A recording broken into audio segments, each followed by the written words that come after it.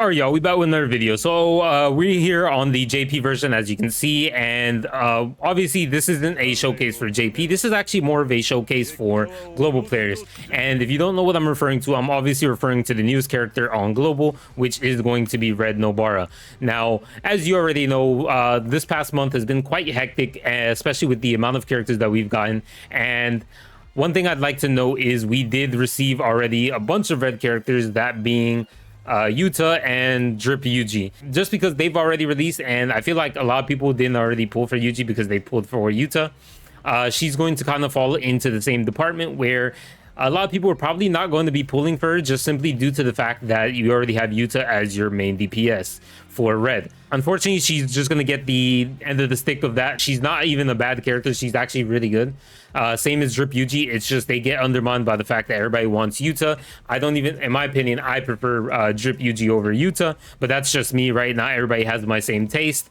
So regardless of the fact that most people are not going to pull her, we're going to be doing this showcase mainly for the people who are we're just curious of what she can do, and of course for the people who are going to be pulling for Nobara anyways because they're Nobara simps or fans, whatever you want to call it. So yeah, this video is for mainly you guys, and let's get right into it. So Red Nobara is essentially an all-arounder. Now, of course, she was meant to be a DPS character, but I think she kind of has like a split scenario. So essentially, she can be your main DPS. And if you don't want her to be your main DPS, there's definitely way better red DPSs out there. So she can be your secondary DPS. But not only that, since she has a bunch of debuffs on her kit, she can also be your debuffer for your team to increase the amount of damage that your team does or decrease the amount of damage the enemies does to you. So very nice there, having that extra utility. On top of that, she does have really insane damage potential. I'm not going to lie to you. It's pretty good. So just like Yellow Nobara, she plays around the fact that you have to stack nails to increase your overall damage dealt. Now, you have her ult, so her special does a lot of damage. As you can see, it has two modifiers here, right? One is curse and one is physical. So you have a high damage. And on top of that, you are going to Black Flash on this kit, which of course further increases the overall damage ceiling that you can do with this character. But that's not the only reason that she shines. She has other DPS options. So she recovers 15 curse energy and increases curse damage by 35% after performing a Black Flash.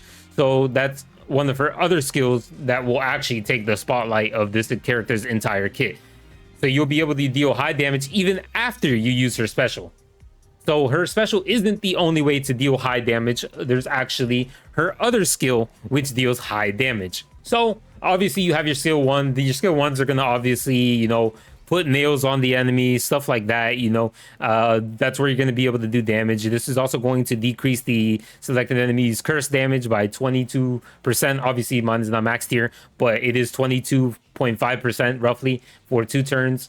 One time, so obviously once they hit, it's already gone. Nice little addition to the character to actually give them a little bit of survivability, right? So then we go on to skill 2. So skill 2, I know you see this, right? Skill 2, 5 cursed energy cost, by the way, 5 cursed energy cost, and then it increases all the damage dealt to the enemies and then stacks nails to them.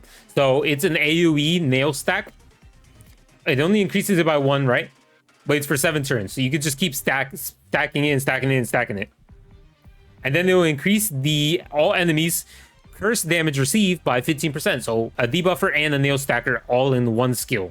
Not bad whatsoever. Then we're going to get into the real sauce, all right? So we got skill 3, right? So skill 3 is her actual special, right? So what I mean by that is, yes, her special deals good damage and it has a high damage ceiling with the Black Flash. Her skill 3 is ultimately what's going to be most of your damage. I'm not going to lie to you. This is the real special. So her skill 3 costs 50 curse energy. I know you see it and you're like, wow, that's a lot. It's going to consume all the nails that she is stacked on the enemy and absolutely obliterate them, right? When her nails are on multiple enemies, it will be an AoE. So very similar to Yellow Nobara. And then since her nails stay for a long time, like essentially, you know, 7 turns, she can stack a lot of them, right? So she's going to do a lot of damage with her skill 3 because it's going to be basically to everybody because everybody's going to have 7 stacks of nails. So she can do crazy AoE damage. Granted, you stay there for a long time.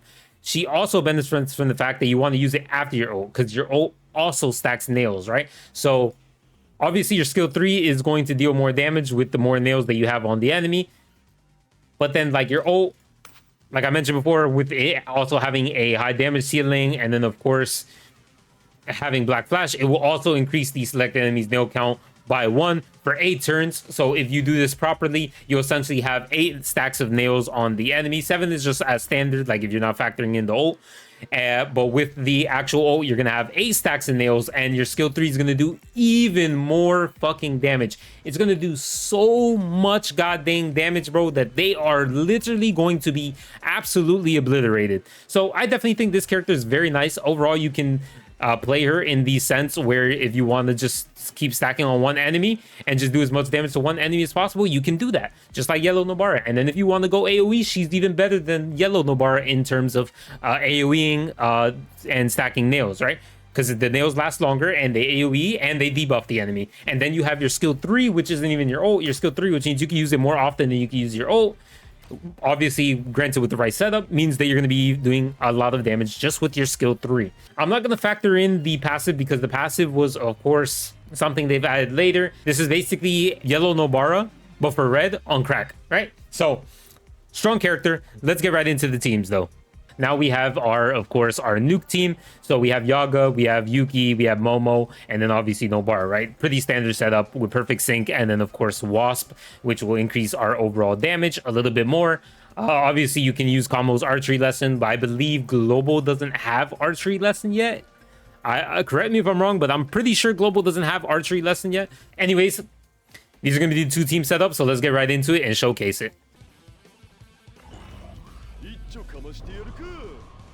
All right, so here we are on Panda EX2. Of course, I decided to choose this stage because, I mean, obviously, this is supposed to be very comparable to what she can do on Global, because obviously she dropped on Global and everybody has access to these characters and these memories. I mean, minus Unity, of course, you would have to be lucky for Unity and obviously lucky for Momo. But what I'm trying to say is this is a team that's accessible to people who are on Global. So that way I can kind of show you relatively how similar of what her damage output can look on Global. Now, keep in mind, do not try to compare this to JP characters, because we aren't running like JP setup. We're running like the Global setup with things that are available in Global, none of the newest memories or anything like that. So obviously she's going to look like her numbers are going to be a little bit less than other characters that I probably showcased before on JP, because I did use some memories that did boost their overall damage like crazy.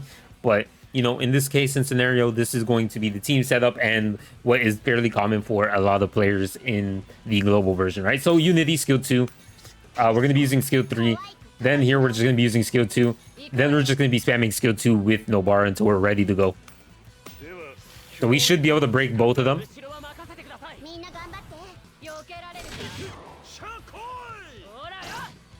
We just have to hope none of our characters die. That's all.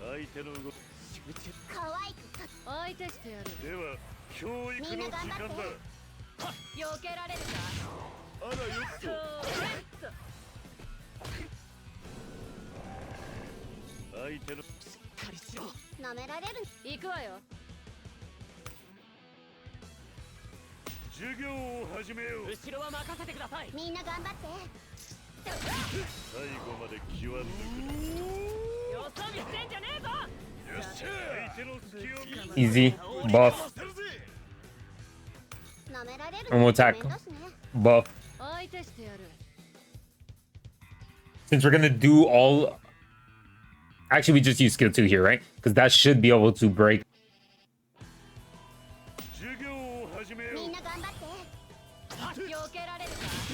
Yep, easy as that. Easy as that. So we're just gonna buff. Then we're gonna use the ult. Now, obviously, keep in mind, we're not going to have like the overall damage buff from this memory on Nobara, because in order for me to do that on her skill 3, I would have to use him solo ult, and then that would mean my Nobara would be also solo ulting. So we're just going to try to boost her damage on the ult rather than the skill 3, although it would probably be preferable to do it on her skill 3 overall. So that way you can get the perfect synchronization as well and increase her damage. Going to be doing this. Then we're going to be using Pride, and then we're going to be ulting. We're going to ult Panda to see how much damage we do to him. Actually, we ult Maki because Panda will be broken for another turn, right?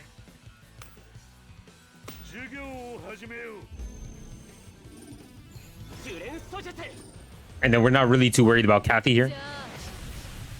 So 1.6 mil. Not bad. Pretty good.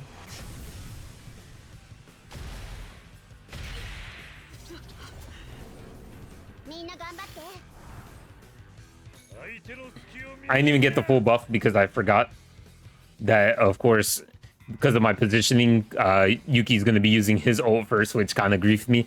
But that's fine. That's fine, because we're still going to have the damage boost for this turn, which we're going to be doing our skill 3.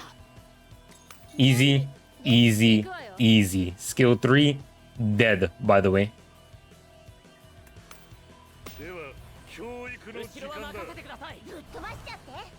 And cook.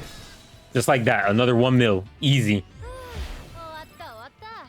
It's just that easy, bro. Like, you literally just ult. And then after you ult, you just set up into your skill 3. Your skill 3 is going to do more damage than your ult.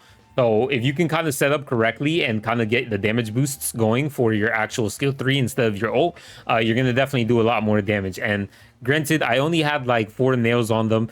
If I kept stacking more nails, I could do even more damage. But clearly, I was doing way too much damage and breaking all the characters too fast to actually even be able to do that, unfortunately. So yeah. Anyways, I really like her character. Very simple and very flexible. Can do a lot of damage, can do AoE, clearing easily, can do single target if you wanted to, and yeah. And you have a lot of ways to do damage from your ult and on your skill 3. So this gives you a lot of variances, which can help you in different situations, depending on if you can even get to your ult or not in time. Then you still have your skill 3 as your option to do damage. So it's really nice. Her not relying purely on her ult like a lot of other characters makes her a lot better. And a little bit different than other characters. Like I said, I mentioned earlier, she just had a very unfortunate timing of release, being right after Yuta, who had just came out. Yuta's just like, after Yuta's like, why would you pull for any reds until Toji came? Toji was just on a different level. Like, if a red character just isn't better than Yuta, like, people are just not going to pull for it. So very unfortunate for her. But I still think she's an amazing character regardless. And yeah, that's about it. That's going to be the Nobara showcase. Peace.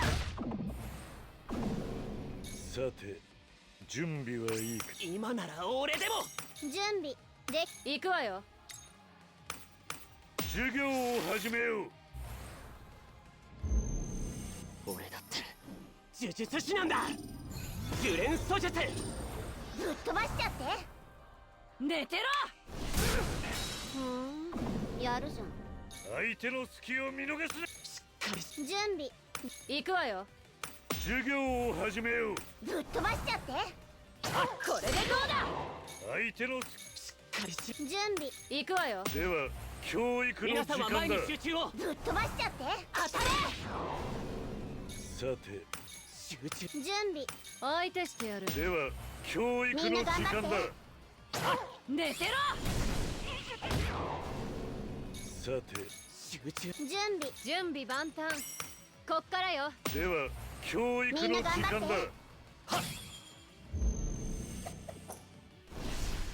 じゃあ